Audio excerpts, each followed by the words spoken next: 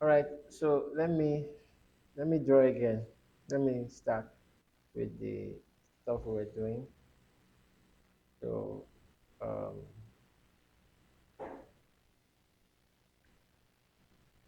hope you guys still remember how to do this thing. This is that auto grid drawing thing.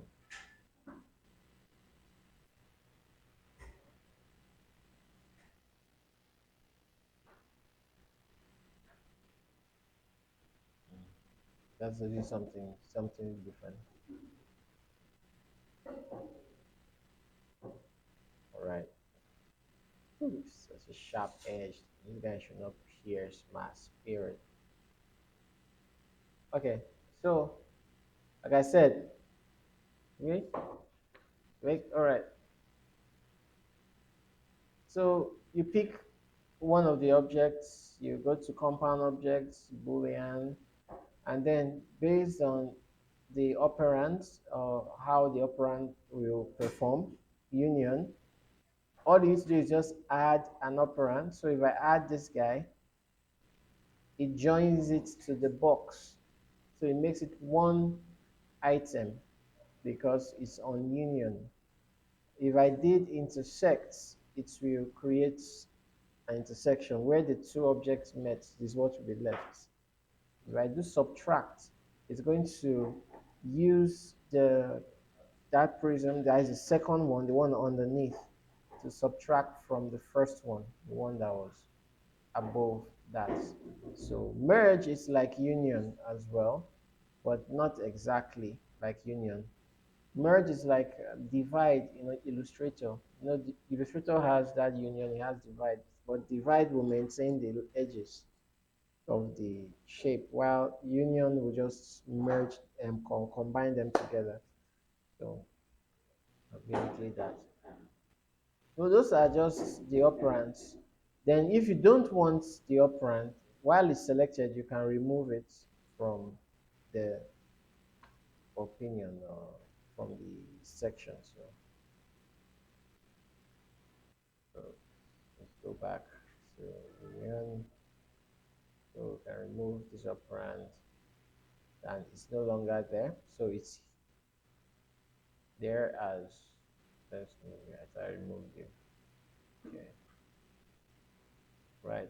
So let me turn this guy back on. Right.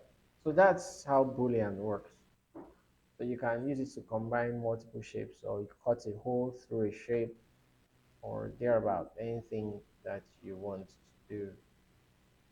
So if you had a design and you needed to have a hole in that design,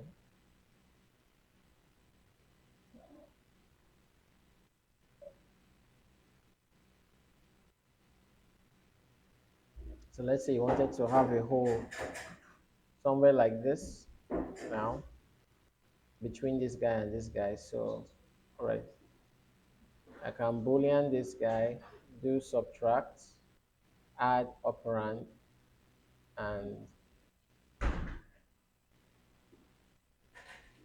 add this guy so that it cuts out that hole there in the shape. So when we are creating stuff in that house elements, like for instance, we are going to do um, the we are going to do the chair, I mean the shelf. So imagining this is your shelf, right? Then you just make maybe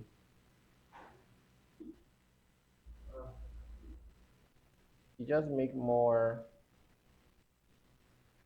shapes.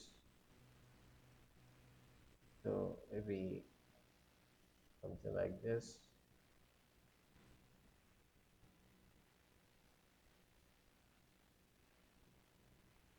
So we already know that this will be our shapes. So let me just select both of them and put them in like this. So I could now go to my compound objects, Boolean. And then I go to subtract, right? And I add the operands I want to subtract, which is this, this, and this. Okay, so so that I can have this spacing. So what do you choose? Compound objects, where we found the loft. That same place. It's just on the two steps under the loft. We'll find the boolean. So you can see. You press the object you want to move. Yeah. Then you press boolean. So like you just click boolean. So it brings out this list for you. So we want to create a whole, and that will be subtract, right? Right now it's on union, so we change it to subtract, and then we add operands. The add operands, now you go and select the objects that you are subtracting. So one, select this, select that. Okay. Once you're done, you can right click or and do whatever I like. The good thing about Boolean operations is the objects themselves, the operands that you used are still, um, you can still use them. They are still very active, all the operands. So basically like this number 4 now, I could shift it as you can see. I could change its direction. Just make sure that you select under Boolean your modify list that you want to work on the operands themselves. And then you can play around with your shape so that in case it's not giving you the look that you are trying to achieve, you can still modify it along the way. Okay. You want to scale it as well, you can still do, because the tool is actually still active. The shapes are still active. So you can see this concept here that I've created used to create that opening there by scaling the rectangle longer than the wall. You know, this is the actual shape, but scaling it longer will make it cut outwards and stuff like that. So I can do that. If I want to move this one way, so I can move it this way as well, so that I have hole here, then no hole here.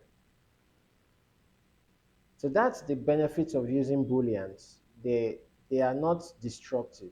They are non-destructive.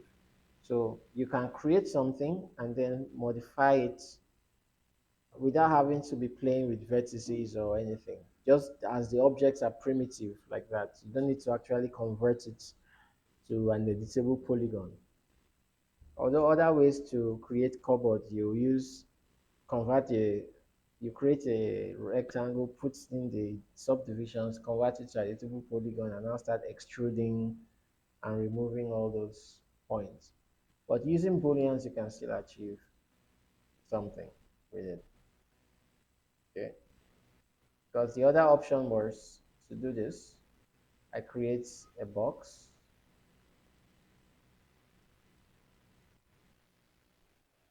Create a box like this.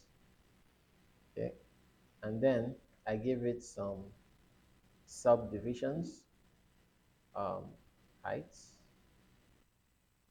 Say something like this. Let me reduce this one. Okay. Then I convert it to an editable poly, convert it to editable poly, right? Go into face mode. I can now select these faces, these two faces. Then I create an insert, okay, that will create this insert here. Move it down and accept that change. And then I can now extrude that intersects inward, push it in, accept that. Then I can now click on these two here, do the same insert thing, okay, and then accept that, then extrude and push it inwards as well. So I can still achieve the model of a cupboard or anything using the polygon object.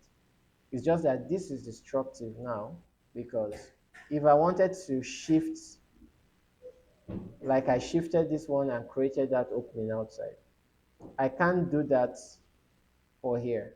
I can't shift this spacing. Okay, so I can only select those vertices and probably cut off these faces to make a hole. But then once I've deleted those faces and I want to bring it back, it's gone already. So I have to now start recreating these spaces again. So that's the difference between polygon modeling with all these polygons, knobs, and this stuff. No, this one is fixed because it's one shape. I'm just pushing in some parts of that shape. The Boolean is a combination of multiple shapes that are going together. So it's basically just me adjusting the shapes within themselves, how they interact within themselves, that is making the holes. So like like this thing that I said now, um, shifting this guy will close back that hole, right? That space in there.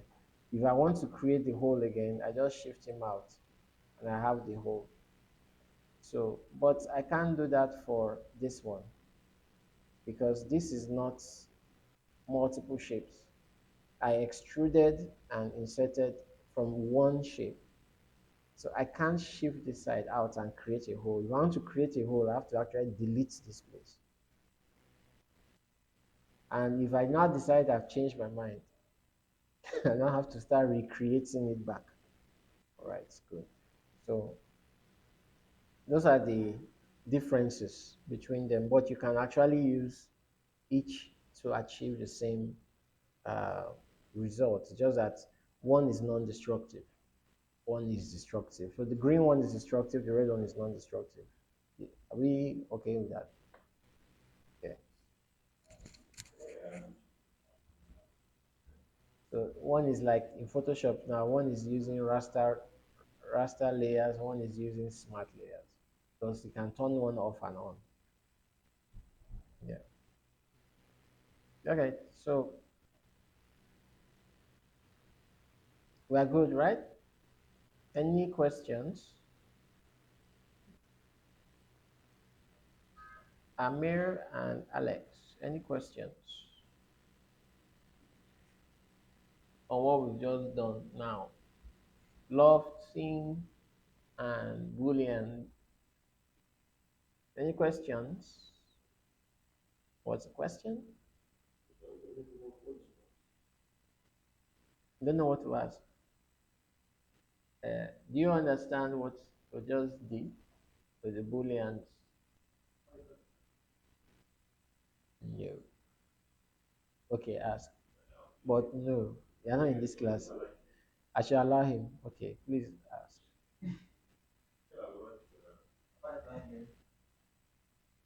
Why is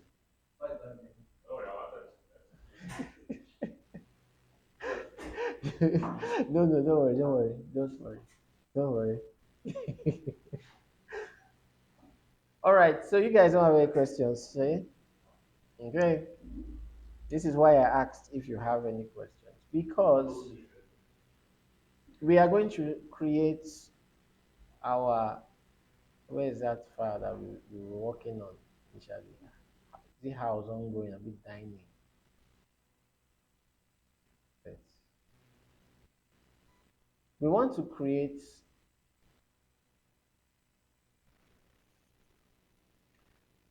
a dining room for that our house. Not our house, yeah, but for that house that we were building or constructing.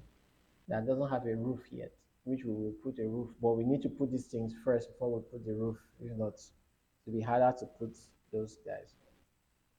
So we need to create a cabinet that will be in that kitchen. You know, the kitchen has a kind of C curve there. So, but we need to create a cabinet by the wall. And wall cabinets, hanging ones, and the floor one, where there will be a sink as well. Okay, we need to create the dining chairs. We need to create the settees and the sofas, the TVs, the bed, everything. We need to put everything generally in the house. So today we'll start from creating this. We'll create this, and then I'll introduce us to materials again tomorrow and lighting, materials, lighting, and camera. But we will have to have made some furniture, put it in that house, because when I'm introducing the camera, I'm also going to do a camera walkthrough. Imagining like when we're doing that house, somebody walking into the house, looking left, looking right, entering a room, and all those kind of stuff. So we're going to create that. So let's see how we can create or recreate this setup here. We have the cabinet, and we have the table and chairs. Okay, it's not a hard design actually. It's just planning. So we are back to polygon modeling, right? Are we ready? Put on your thinking cap and your focus cap because you need to follow along. And like I said when we started, listening to the core concepts of modeling that I'm going to be talking about while we are modeling. I didn't talk about them too much because it's not a theoretical thing, but understand them from here. So I want to create a table, chairs, and cabinet. So let me just go to a new scene, new all. Right. I want to create a straight table, or in case you want to create a round table, remember how to do the round table using your love. But let's say I want to create a straight table. So we start off with a box, right? You determine the length, I mean the width. You determine, oh, let me undo that. Determine the width and the length, okay? So let's say, yeah, wherever it is. And then the height will not be much, just small.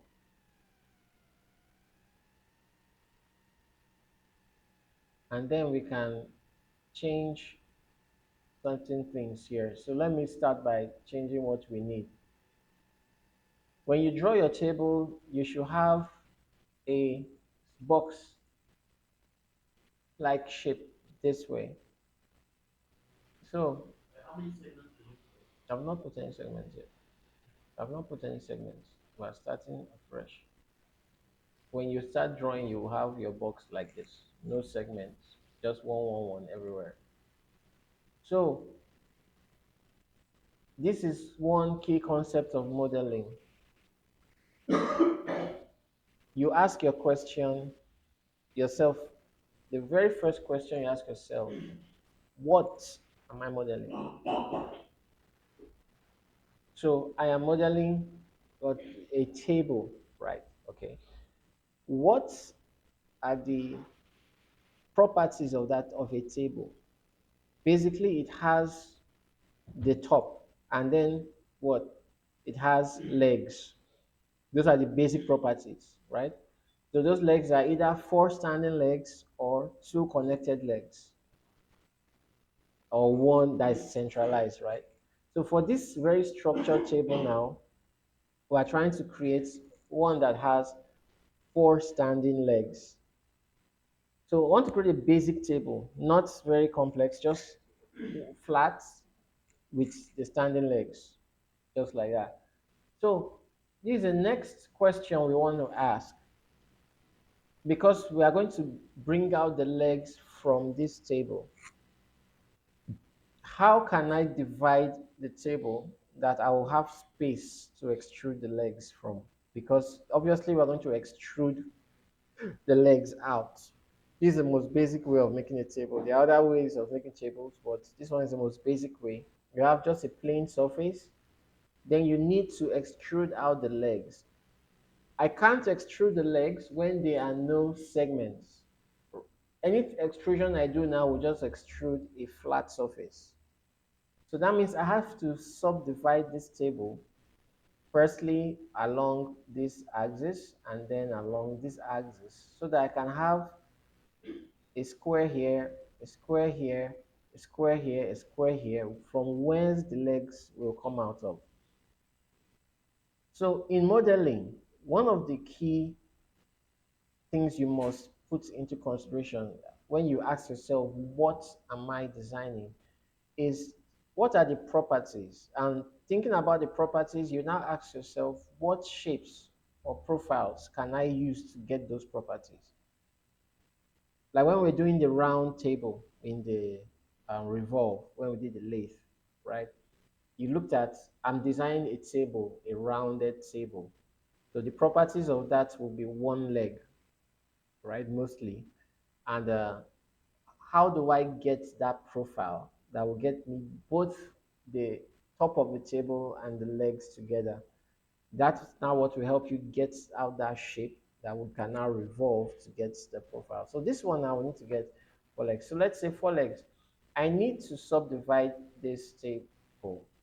So based on the way my table is, you can see we have the X, the Y, and the Z. This is the Y-axis from here to here, so probably the length.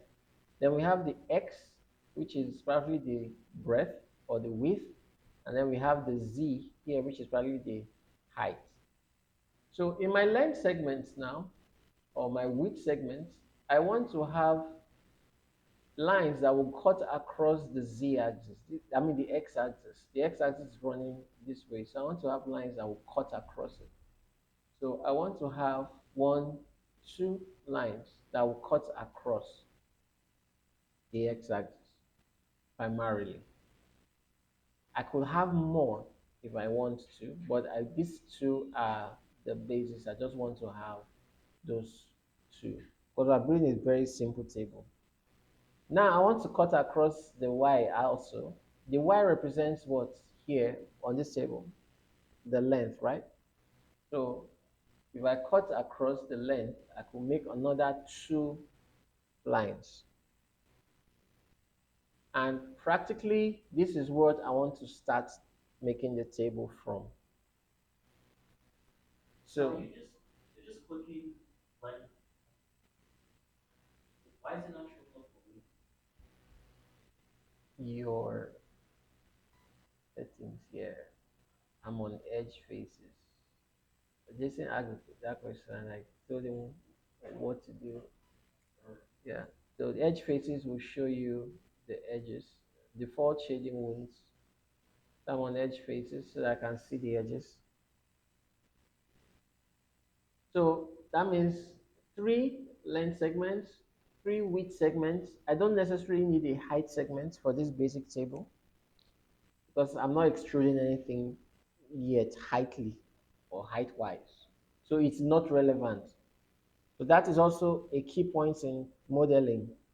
Don't put anything that's not relevant in your model. It will just cost more render time for you and more complexity when you have to adjust the object later on. So that's why in box modeling or in boxing, you make your model as simplistic as possible. Then later on, when you've got the structure, you can now refine it. Remember when we did the cup, it was just jagged. But when we smoothed it, it now looked very nice, good. So that's how you model. Okay, so now that I have these guys, the structure I'm looking for is going to come out very easily. So I can now convert this guy to an editable polygon. Convert to editable poly. All right. I may hope you are following along because if I come and you're not doing this, I want to say, all right, everyone should be doing it as long so that we get it. Okay, so as it's converted to editable poly, we want to, yes,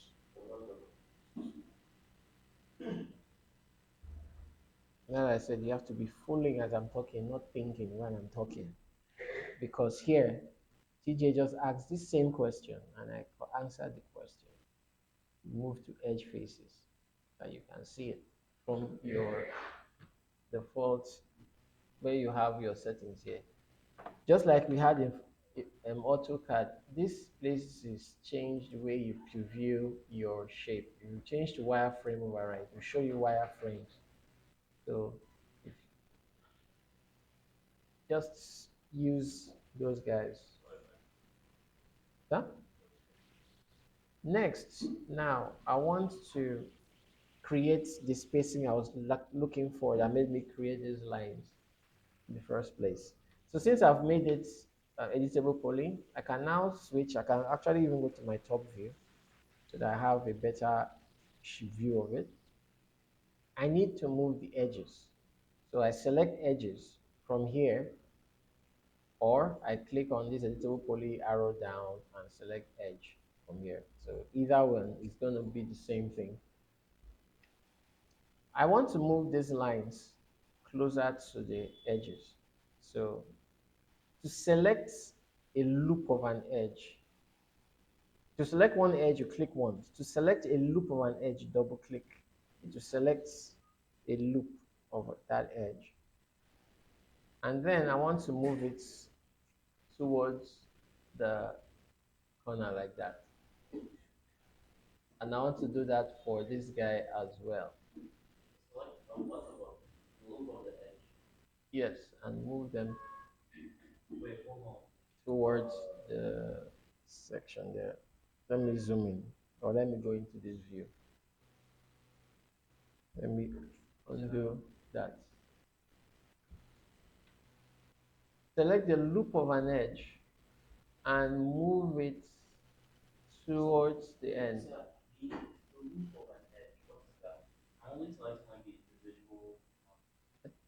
I just said something now. I said you want to select a singular edge, you just click a line. You want to select the loop of an edge, double click the line to select the whole loop of the edge. That's all through these objects where how it goes round connecting. That's the loop. So move that loop towards the towards the edge of the table or the box I created. I'm using the top view so that you can gauge the spacing that you have. You do that for the second one too. Move it.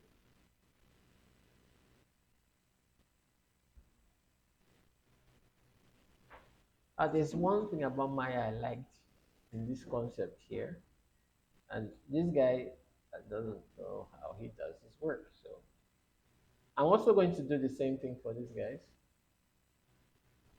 I will just select both of them. So in a if this was Maya, for instance, now I could scale out those loops together and they will just move accordingly. But it's not going to move that way here. Then 3ds Max just has one weird way of doing his own weirdness. Very weird guy. So I can't move it individually. Normally I would have done that. So that's why we're doing it one by one.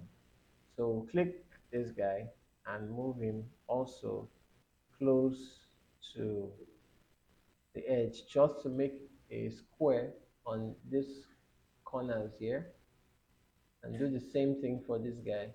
Move him down we want to get square corners there, because it's from those corners that we're going to bring out the legs of the table, right? So you should have something